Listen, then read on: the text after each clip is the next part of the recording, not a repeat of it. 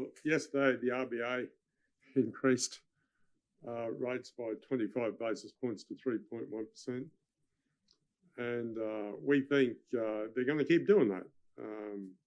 We think there'll be another rate hike in February, and there'll be another rate hike every month until we get to August.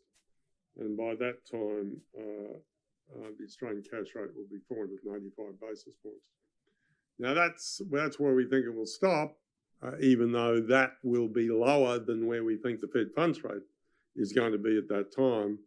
We think the Fed funds rate is going to be 535 basis points, and the Fed will get there in March next year. The reason we think it's going to stop at that level is because that's what we did last time.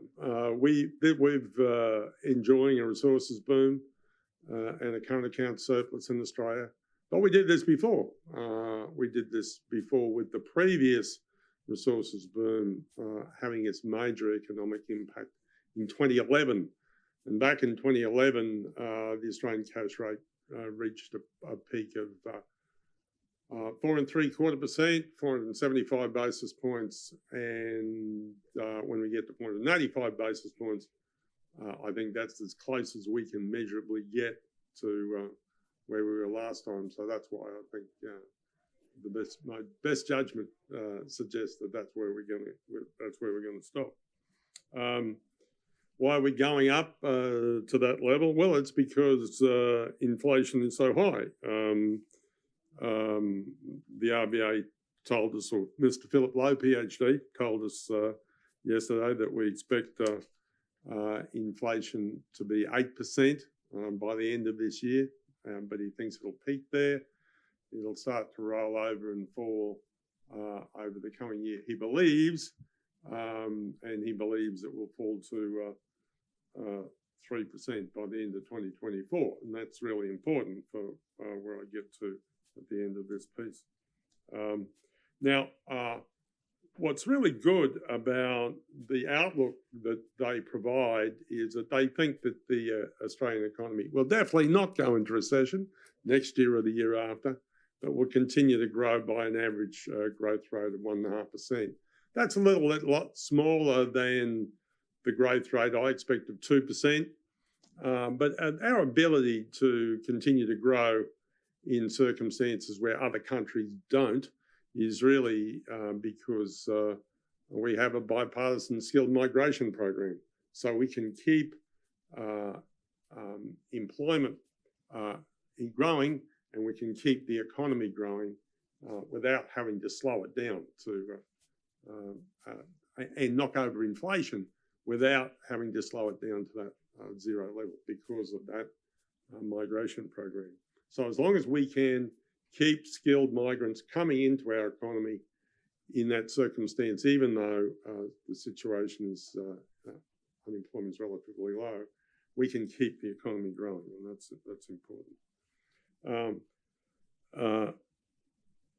The real reason that the RBA and the Fed are tightening, when I model the process that they're going through, is not really inflation. It's that unemployment is so low. And with unemployment so low, they expect strong wages growth, and strong wages growth generates upward pressure on services prices, and services prices generates upward pressure on inflation, both in the US and Australia. So in both places, they're putting up rates so they can generate a bit of unemployment, and that would put downward pressure on wages and allow inflation to stabilise near their target. But one of the good pieces of news in what Mr. Philip Lowe, PhD, said yesterday is that medium-term inflationary expectations remain well anchored, and it's important that this remains the case.